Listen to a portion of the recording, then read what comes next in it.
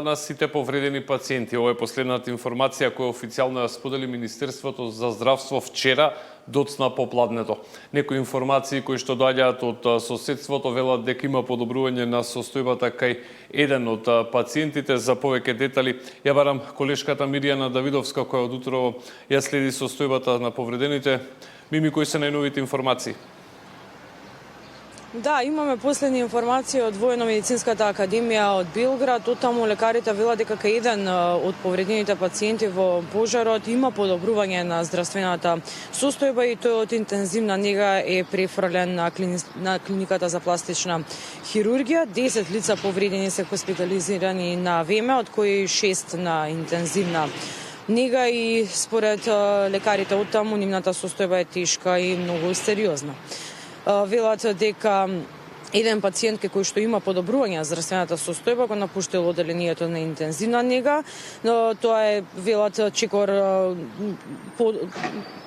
кон подобрување на целата состојба, но и понатаму остануваат да го третираат и да се грижат за сето она што ќе се појави како неопходно во однос на лекарскиот третман, но вела дека неговиот живот повеќе не е во опасност, иако како што вела дека имаат голем број на предизвици за борба за закрепнување на сите пациенти кои што ги третираат во белградската ВМА. Инаку заменикот министер за здравство Јовица Андоновски заедно со представници од Министерството го посетија Универзитетскиот клинички центар во Ниш, каде што исто така се третираат дел од повредените кои што беа таму препратени. Според информациите добиени од лекарите од оваа болница, 2 пациенти се во стабилна состојба, додека еден пациент е во потешка состојба и сите остануваат на понатамошен внимателен лекарски надзор информираат од кабинетот на заменик министерот кој беше таму во посета. Вкупно 101 пациент се транспортирани во некои од соседните или пак подалечните европски странски здравствени центри. Имаме и најновата информација од координаторот. Предлагам во продолжение да слушнеме. Упатени се дополнително пациенти во Шведска, во Италија и во Чешка. Би сакал да кажам дека вкупната бројка изнесува 107 пациенти, но секако во странство прецизните информации ќе ги имаме малку подоцна. Сакам да кажам од она што го добиваме според земји, во Турција имаме 9, од кои што 3 се интубирани. Во Грција имаме 12 пациенти. Во Србија имаме 30 пациенти, од кои што 11 се интубирани, односно дишат на машина. Во Бугарија имаме 15 пациенти, од кои што 7 дишат на машина, а 8 се извадени од вентилатор. Во Будимпешта имаме 6 пациенти, во Литванија имаме 4 пациенти, од кои што сите 4 се интубирани. Во Словенија имаме 4 пациенти, во Хрватска имаме 5 пациенти, во Полска имаме еден пациент кој што е изваден од машина, односно дише сам, од два вкупно, еден дише сам. Во Австрија имаме 6 пациенти, од кои што еден е изваден од апарат. Во Италија имаме 4 пациенти кои што се пренесени вчера и чекаме точни информации каква е прецизната состојба. Во Белгија има 4 пациенти. Во Шведска има 2 пациенти и во Чешка по последните информации имаме 2 пациенти.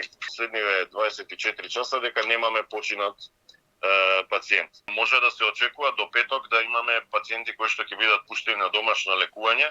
Секако од кога ќе бидат извршени сите исследувања и испитувања, кога ќе сме сигурни дека тоа е безбедно, што представува вака еден добар знак за барем за оние полесните случаи, затоа што голем проблем сега кој што се јавува и кој што добиваме информации од надвор е дека не се типични изгорениците кои што се од вдишаниот топол воздух, односно не знаеме точно комбинацијата на тие пластични растопени маси, азбестни частички и сето она што е вдишано како изгорен воздух, точно каква смеса и какви штети прави. Но веројатно треба токсиколошки да се потврди за што станува збор и да се види дека да знаеме точно каква е таа интоксикација. Значи две работи се, и изгореници и интоксикации со кои што треба да се бориме, да се справиме за да знаеме точно што е. Важи препораката сите кои што не биле на настанот, а не се прегледани, да се јават на доктор при најмала симптоматологија која што ќе им се појави. Вообичаено нашите тимови, матичните лекари се информирани за да каде да ги упатуваат, но сега ќе се бориме и со онаа втора фаза на психолошкиот момент. Значи, веројатно кај овие луѓе ќе се јават и психолошки проблеми, заради тоа имаме клетка на екипи, психолози и психијатри кои што се на терен и кои што стојат на располагање на сите оние кои што ќе побараат помош. Бројките постојано се менуваат, бидејќи во зависност од тоа колку ќе влошени и какви се последиците, односно повредите кои што настануваат, се препраќаат пациенти постојано во некои од странските здравствени центри. Од оние кои што остануваат овде на понатамошен третман во домашните клиники, 11 се во Универзитетската клиника Свети Наум Охридски, од каде што се јавуваме, и од тука информациите кои што ги сподели со нас директорот е дека тие се во релативно стабилна здравствена состојба. Од овие 11 3 се постари малолетници, во продолжение ве изјавата. Бројката е 11, исто како и во текот на вчерашниот ден. Состојбата е стабилна на сите пациенти. Се продолжува со неинтензивниот третман, лекување, хируршка обработка на раните.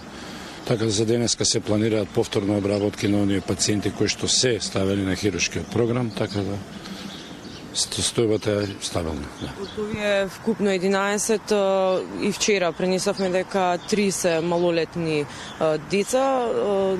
Имате ли соодветен третман и за нив?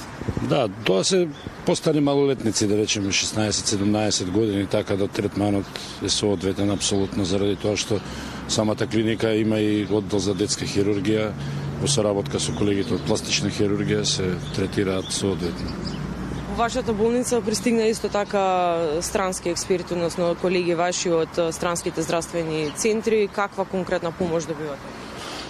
Помошта е секако добре дојдена и драгоцена во секој случај. Во нашата болница се дојдени колеги од Израел, кои што беа во текот на завчерашниот ден, вчерашниот ден, денеска повторно ќе бидат тука, значи како со совети во однос на третманот и планот за третман, така и директно учествуваат во самата обработка и терапија на изгонените.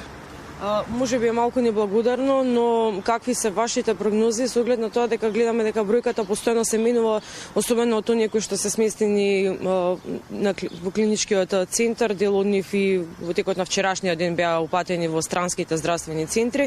Кај вас за овие 11 пациенти каква е состојбата? Како што напоменав и на почетокот, состојбата е стабилна. Бројките тоа е точно се менуваат, но неколку пати повторив дека состојбата се менува, може да се смени од час во час, така да будно ги следиме пациентите и нивната состојба, доколку се укаже потреба, нормално дека ќе се организира транспорт. Сега за сега нема потреба од таква работа и заради тоа се уште тука. Александар, од 50 до 60 пациенти можем да кажам дека се уште се лекуваат на некои од клиниките во Македонија. Ова го велам бидејќи ние се уште немаме најточната и прецизна информација од страна на Министерството за здравство, односно најнова. Дел од овие пациенти се лекуваат во некои од приватните клиники, 11 како што кажав овде во Универзитетската клиника Свети Наум Охридски. Претпоставувам дека се уште заседава кризниот штаб и дека во скоро време би ги имале и последните и точни информации најнови за состојбата на пациентите кои што се лекуваат на домашните клиники. Да, Мими, ти благодарам за овие информации.